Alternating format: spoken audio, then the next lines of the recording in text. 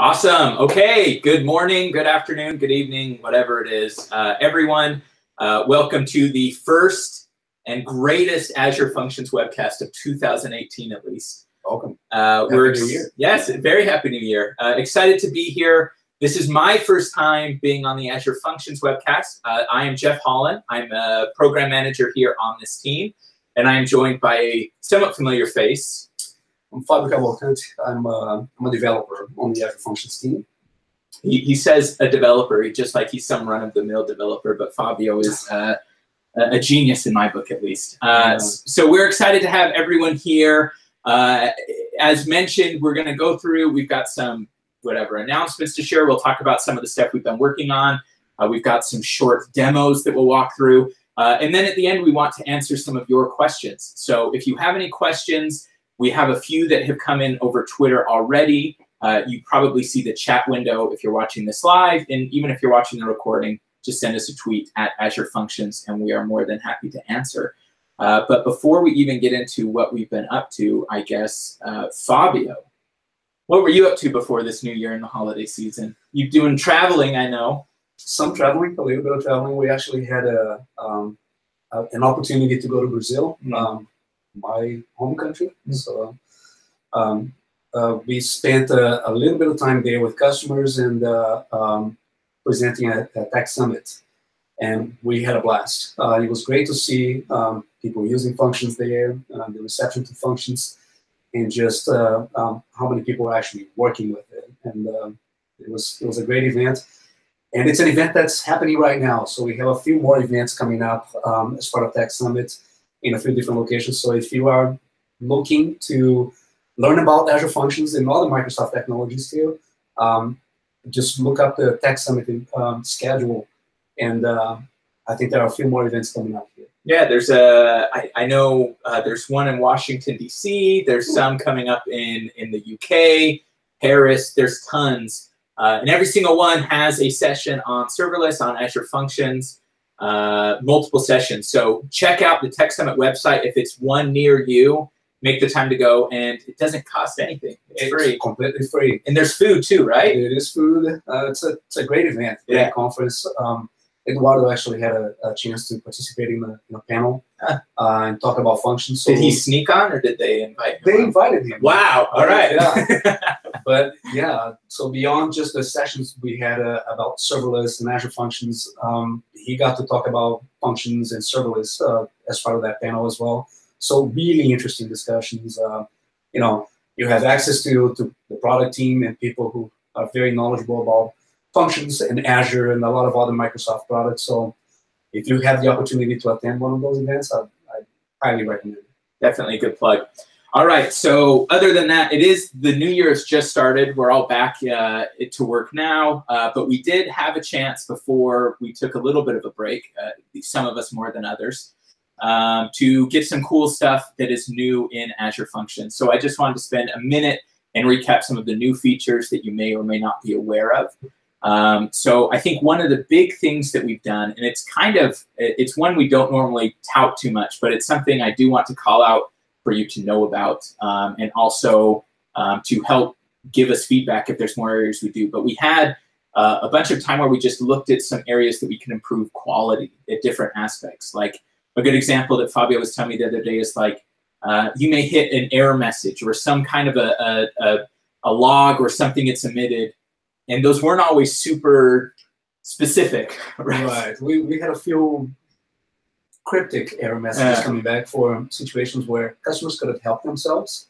if they just had the right information in front of them. So we put in a lot of effort to make sure a lot of those messages were clear. They gave you specific instructions on what actions you could take to self-help and perhaps avoid having to engage support or engage the team on Stack Overflow or whatever the case might be. But just a lot of focus on just quality improvements for the past month and a half or so. Yeah, definitely we're checking out. So the next time you don't have to go to Stack Overflow, you can thank Fabio and the team here for doing that. But also some other improvements. So if you are familiar, we currently have what we call V2. That's what we kind of talk about it as. And depending on how new you are to functions, you may understand that. But there is a new I guess, runtime version of Azure Functions, which runs on top of .NET Core. And we've talked in previous webcasts, and we had some content out around the Connect conference about Java support. So you can now write Azure Functions in Java, currently in preview. The only other update I did want to call out is that Visual Studio Code, which has a very cool Azure Functions extension. If you haven't installed it, you should check it out. Lets you view your functions that are published to Azure, create new functions, publish them to Azure, manage the whole lifecycle all in VS Code, which is a slick experience anyway. But now they also allow you to create Java apps inside of Visual Studio Code. So VS Code is phenomenal experience for JavaScript and Java apps right now, and we'll continue to build it out. And then we also obviously have Visual Studio, which is great for C#. But I think that's the biggest stuff to update. I guess the only other one is on, because we do get a few questions, which is like, what is this V2 thing? I know you've been chewing and working on some in-progress stuff on that for people who might want to know more. Yeah, so we had a page up on the wiki, and we had a few blog posts talking about V2. We had a page going over some of the gaps that we had between V2 and V1, as well as some known issues and things that you could expect as you go into the preview. One thing that we were lacking was, what is V2? What does it bring? What's new there? And what features are being added to the runtime? So that's the documentation that we're currently working on, so people understand, okay, why would I want to go to V2? What does it give me? Hopefully that document will make that clear and help people understand that. Yep, for sure. So we'll have the first bit of that in the next few days or week on the GitHub wiki for the Azure Web Jobs script. No, Azure Web Jobs SDK script. You're right. Dash script. If you have questions, just tweet us. So keep an eye out for that, and we'll promote it as well. But with that, I think that's the biggest stuff to do. And what we'll probably do now is I can do a quick little demo, and then we'll switch it over, talk about some of the stuff we're working on now, and then answer your questions. So for this part, I enjoyed my holiday break a lot. And one of the things I like when I get some time off is that I like to just tinker and hack on some things. So I worked on a few projects over the break. And there's one I wanted to show quickly here because I think it has some interesting patterns, and we also got some questions around it. So one of them I did, this one was a little bit for fun, and I'm showing the project here on my screen, but I have been intrigued and interested, as are many, with some of the stuff going on right now in cryptocurrencies. So I was wondering, can I build an Azure function? Not that mines anything, I'm not crazy, don't do it, you're not gonna make any money that way. But one that can monitor or look at different prices for whatever. And I'm not sharing this because necessarily I think that's an example everyone might use, but the same pattern can be used to monitor or watch anything. Maybe you are watching a price, but maybe you're also watching availability, or every now and then you want to check the latency of your service and send you an alert if something's going wrong. Obviously, there's out-of-the-box solutions, but this kind of pattern of I want to go deploy something to watch for me and notify me when something happens was something I wanted to try out. So I'm showing here the project, and the interface that I actually used for it, I'll just kind of show you the end from the beginning a little bit, is I have here, and let me switch to this screen in the background so it's not too distracting. I can text message through Twilio and tell it something that I want to watch. So if I want to watch a coin, which is called like XRP, and I want to see when it crosses $2.50, all I do is I send that text message now, which has gone and triggered an Azure function behind the scenes. And you'll notice, if you can see it, I got it back a little response that said, hey, I'm now watching XRP to see when it passes 2.5. If you want to stop this, go ahead and text stop. So it's a pretty cool thing. And what's actually managing the state of this watcher behind the scenes is durable functions. Chris Gillum was on last month, and he showed you a little bit of durable functions. So I'm not going to go too deep into it. It's something that you should try out. You can do it now inside of Visual Studio Tools. They support the Durable Functions project, so it's pretty easy to get started. Just choose the V2 runtime for an Azure function, and it will give you the templates. But what I actually have here, and let me see, I don't know where my orchestrator one goes, so I'll open up the one I wanted to show you that actually has the durable function, which is called my watcher. So what I'm actually doing is when I get one of those text messages and I know there's something I want to watch, I'm just doing a while loop. And I'm saying every 15 minutes in this case, wake up, check the current price, compare it against the threshold, and then go back to sleep for 15 minutes. And then continue to do this while loop until either the price crossed the threshold or I hit my timeout, and then I can kind of do my exit condition. But this thing right now, I have it watching for a week. So that text I just sent, it's actually going to wake up every 15 minutes for an entire week and do that. So it's a really cool pattern that I can do these long-running processes, write them all within C#, and do that here. If you want a little bit more detail on some of the specifics of how it's coded or even access to the source code, you could check out my blog post, which, I don't know, find it somehow. My name's Jeff Holland. But the only other thing I did want to show, because we got a question on Twitter, which is like, this is cool, but what if an error happens? Like, there's a lot happening in this durable function, but what if something goes wrong? And the first thing that I really like about durable functions is that from from a high point, I can use things like try and catch blocks to handle exceptions in my code. So I have this step here, which is saying get the current price. Okay. What if I gave it a coin that doesn't exist, or if the site that gets the price was down and something gets thrown? If I want to, I can just put this in a try-catch block and catch an exception and maybe send me a text message that said like, hey, something broke. I can also do retry policies. The one I wanted to show briefly as well is that I can actually use app insights to find and detect when things might go wrong. So I'm actually going to tell this right now. I'm going to cause an error. I'm going to watch the price of a made-up coin, which should be a real coin. It's called the Azure Functions coin.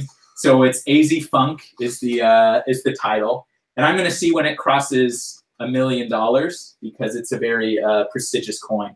So I'm going to go ahead and send that. And because I poorly wrote this during a holiday break, it's going to think everything worked okay. And it's telling me now it's going to see when Azure Functions passes 1 million.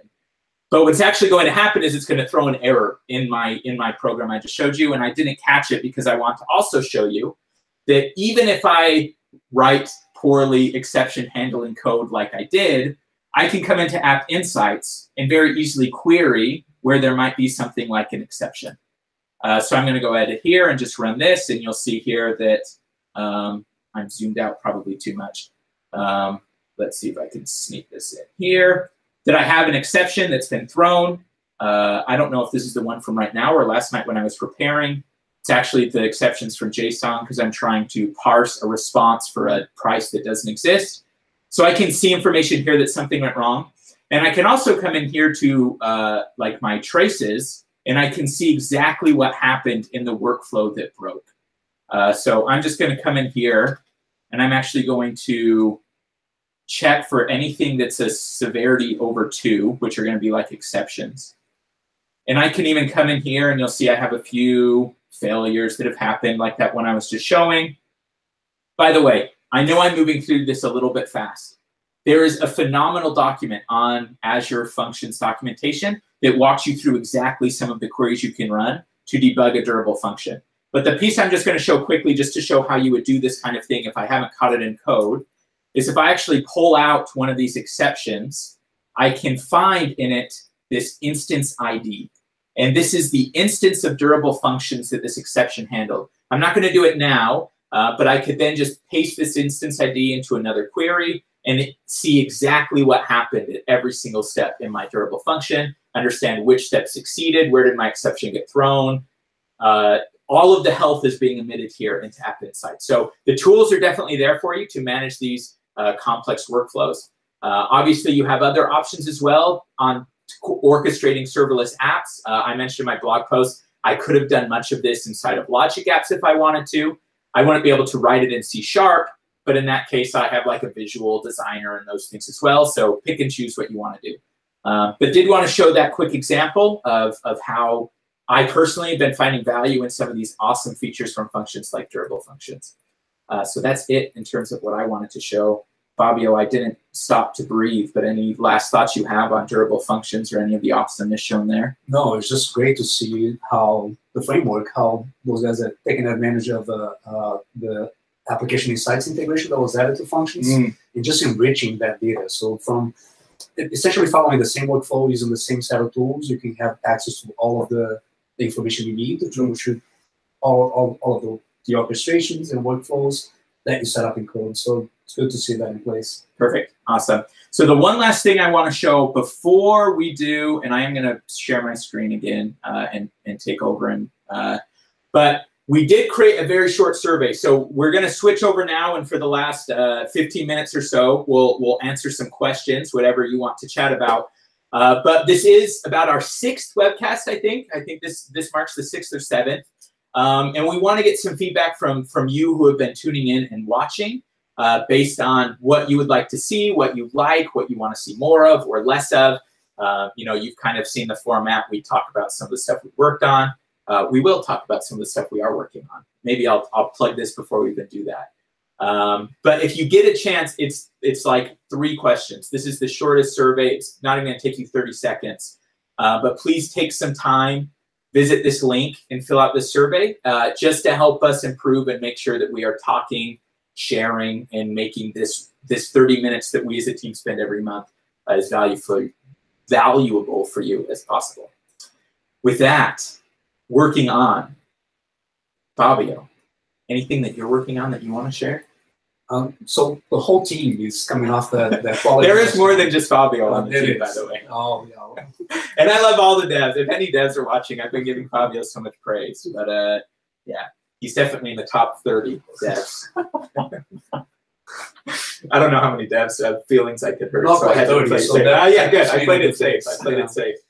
But as you mentioned, we just came off of these quality milestone for V1 specifically, and for all of our production systems. That's why, if you're following the repo, if you're following some of the announcements that we usually make, you may have seen that things for the past month and a half or so have been a little quiet. It's not that nothing is happening. It's not that everyone just decided to take off for the holidays. There has been a lot of work happening that is not quite as visible as a new shiny feature that we so frequently announce.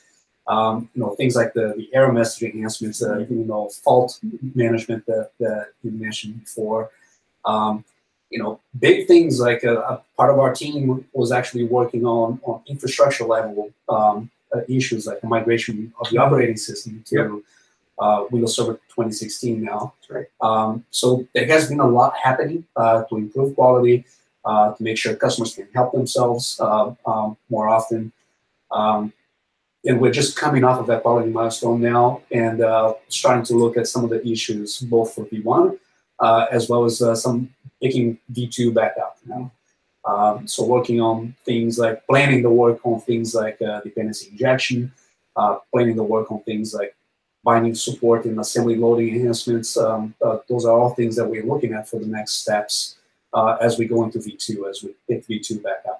Yep, absolutely. And so this is a phenomenal time as well to bash on some of the bits for V2. It's what all my new functions right now I'm doing in V2.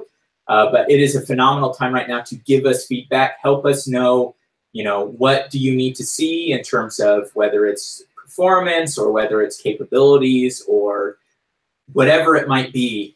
This is prime time to help send some of that feedback our way. To help us get it in as we start to pick that work up, make improvements in that front, and continue to drive that towards being production ready. Please, you do have the opportunity to really influence where the product goes right now. So if you can help, we greatly appreciate that. Yep, and definitely have some exciting stuff up our sleeves as well that we'll be sharing in the next few weeks and months as well. Yes. Okay, so with that, let's start to answer some questions. Fabio, I think you have the list. I don't see it right now, so I'll let you pick the first one that we address. So the first one was from Tiago Custodio. I actually had an opportunity to meet Tiago in Brazil when I was at Tech Summit, so that was great. Shout out to Tiago. Yeah, he's very active on Twitter, always talking about functions, so really appreciate that. He just wanted to see some of the things that you just demoed as part of your durable functions demo, how to handle errors, and I think that was perfect. That answers exactly what he was asking here. Great. The next question we have is from Mikhail. Also, another shout out to Mikhail. Another great one, yeah. Yes. Always helping us on Stack Overflow, always very active on Twitter. And his question is about when binary redirects will be implemented, will be available, which is an issue that we've been tracking for a long time. Unfortunately, due to competing priorities, it keeps getting pushed. It's very unfortunate for me personally. That's an issue that I feel very passionate about. But we do have plans. That's part of the work that we'll be picking back up now as we move into V2. The idea is that this will be addressing this issue in V2, but we do have some mitigation options for V1 as well, since our options there are somewhat limited. There are different classes of issues related to binary redirects, or at least that are perceived as being related to binary redirects. So some of our options cover some scenarios, but not all of them, which is why I think Jeff has been asking, anytime we hear anyone asking about binary redirect support, we're trying to get information about what your specific scenario is, so we can use that information to help us understand where we should be investing, what option we should be going with, if we decide to implement this mitigation option, or how we decide to implement this mitigation option in V1. Because we definitely want to make sure we help and assist the largest number of customers and cover the largest number of scenarios possible, while also addressing this issue in V2. So the ask here, and I hope the question is answered. Yep. We do have, as V2 matures, as we have additional previews coming out, the idea is that we're going to have details on how that's going to be working in V2, and this will be a problem that will be solved in V2, ideally by eliminating the need to actually define binary redirects, but also giving you the ability to manage some of that if you still have the need after some of the assembly loading enhancements that we're making in the runtime. But yeah, the ask is that if you do have a scenario where you believe binary redirect is the answer, please reach out to us, reach out to Jeff, or send a direct message to the Azure Functions Twitter handle.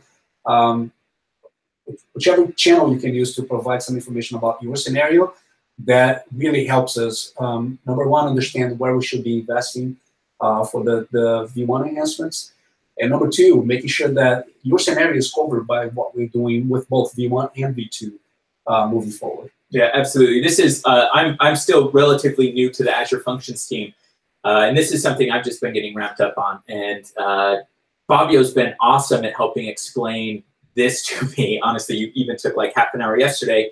Definitely what we could use is if you have hit an issue, or you're planning, or you think that there's an issue that's coming where you're like, if I had binding redirects, I could do this, send us details. Fabio's and many of the team are working very closely with the .NET team. Some of the answers might be that the best practice may not be that necessarily binding redirect is what we need. There's a number of different ways that we can go about this, and we want to make sure before we go and invest a bunch of time into building something that we're actually solving the right problems, and we're solving them in the way that the .NET framework is moving towards. So we understand very valid questions being asked, very valid scenarios that people want this for, but we really do need those, this is what I'm trying to do, details sent. So as Fabio mentioned, whether you ping the Azure Functions Twitter or my Twitter, or send me an email, whatever. And even, like, I know tweets are limited to whatever, 200 plus characters. Just say, I have details, and we'll give you an email and whatever, write a flippin' 3-page document on it. But it would be a huge help. Perfect. All right. And just to add, one of the things that we intend to do as we prioritize this work, we pick this work back up, is share some of the details on what those options are, what scenarios they would address, and how this is going to be working in V2. Provide some clarity. I think that would help a lot of people. I think a lot of them are just asking about how this will be addressed in V2. And it will be, this is something that we'll be working on just to make sure you understand how binary redirects or assembly loading will be working in V2, what kind of changes we're making to address some of the issues that we have today. And hopefully that will at least put some people at ease with what's to come. Yep, for sure. Okay, I'll grab the next one. So this is from Sudamai. He says, do you support SFTP triggered functions in Visual Studio or the portal? Is SFTP one of the file triggers that are supported? There's some limited support for it in the file trigger.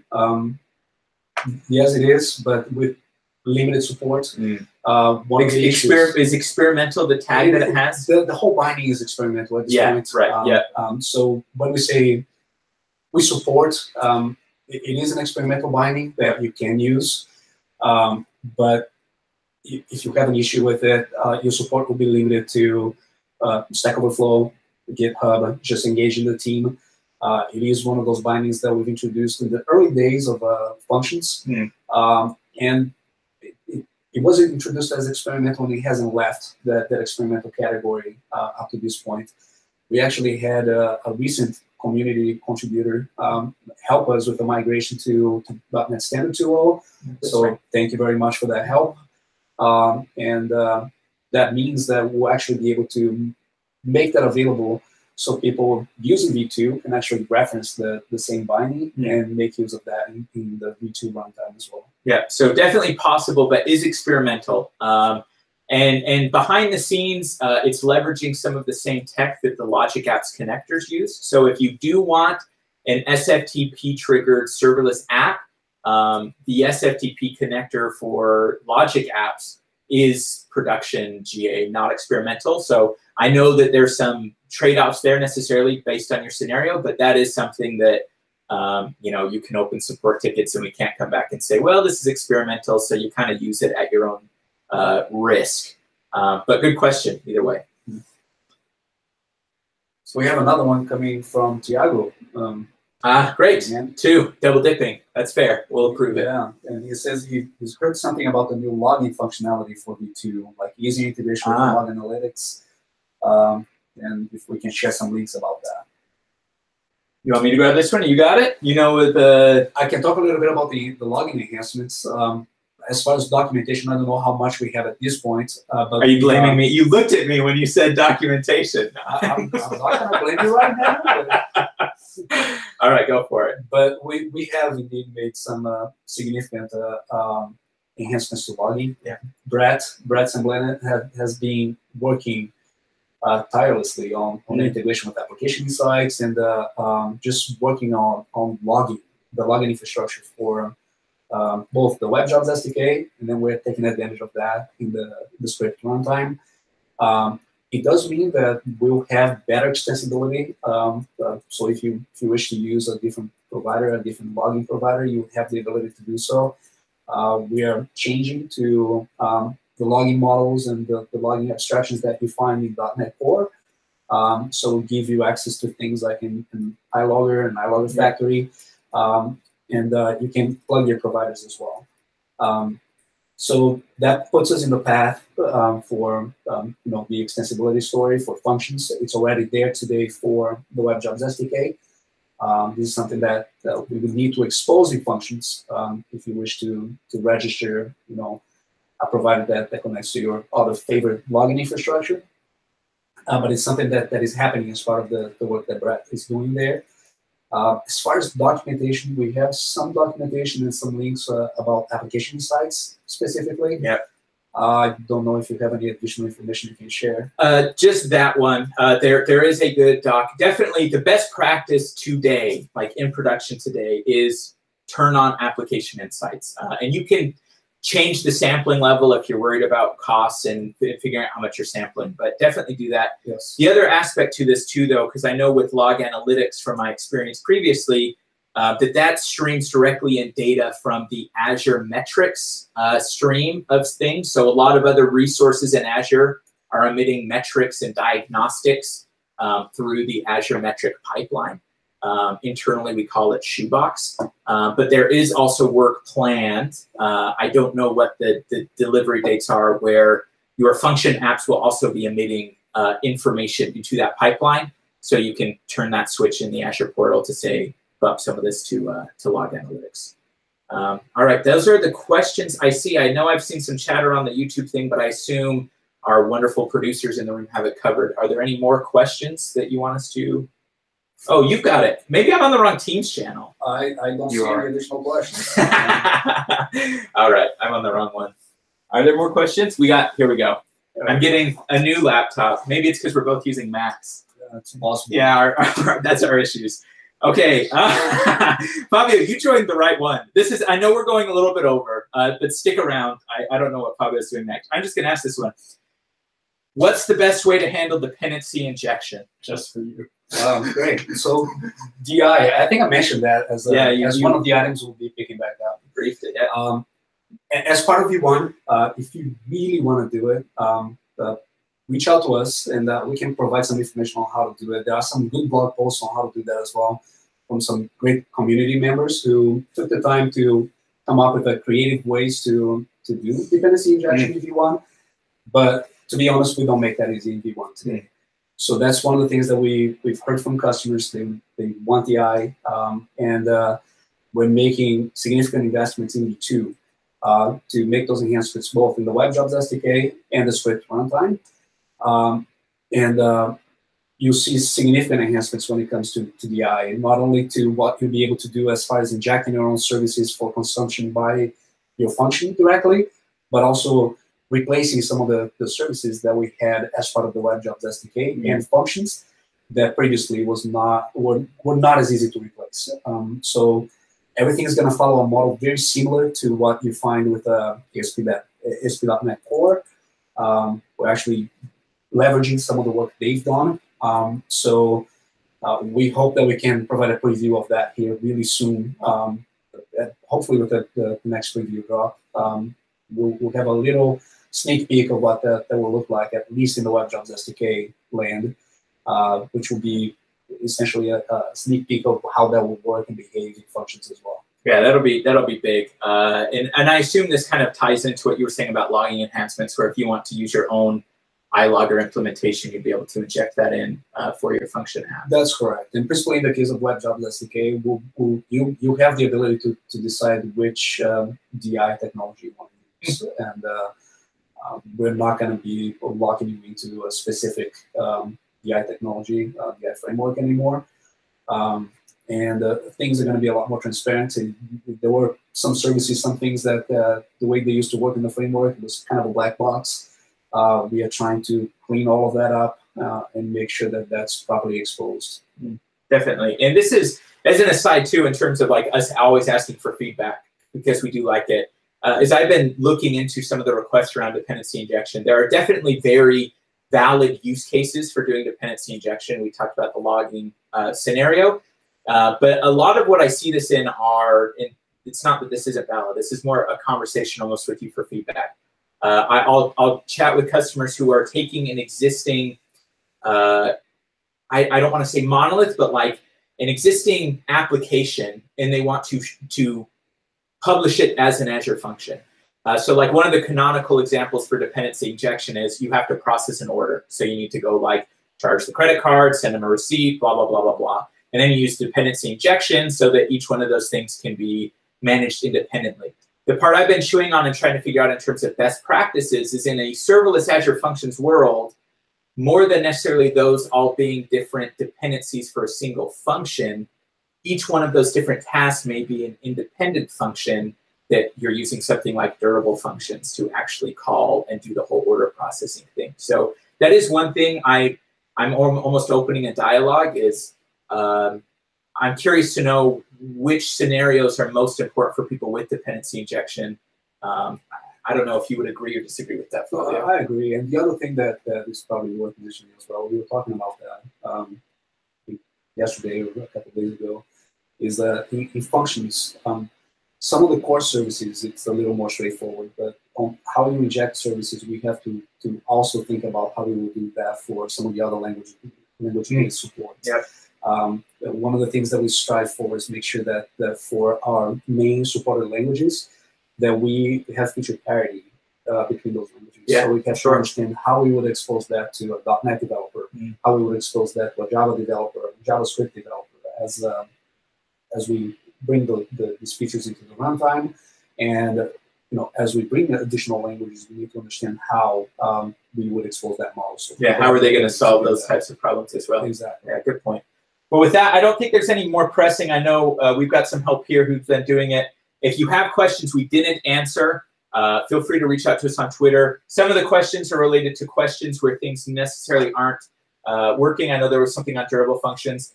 Definitely post that to something like Stack Overflow. We monitor Stack Overflow as a team, and we can help figure that out as well. Am I missing any others that we should address before we sign off? Next webcast. Oh, yeah. Thank you. The date for that? February 8th. Mark your calendars. February 8th, 11 a.m. I don't know if the hosts on February 8th are going to be as attractive as the ones you have today. Unlikely. But still tune in, right? Still tune in. Just minimize the video. Just listen to the audio. But thank you all very much. I know we went a few minutes over. Appreciate you helping. We've got a phenomenal community. More than happy. You see Fabio on Twitter all the time answering questions. I try to be active and engaged as well. So it's not just these 30 minutes we have to chat with you. So thanks so much, everyone. Thank you very much. Great.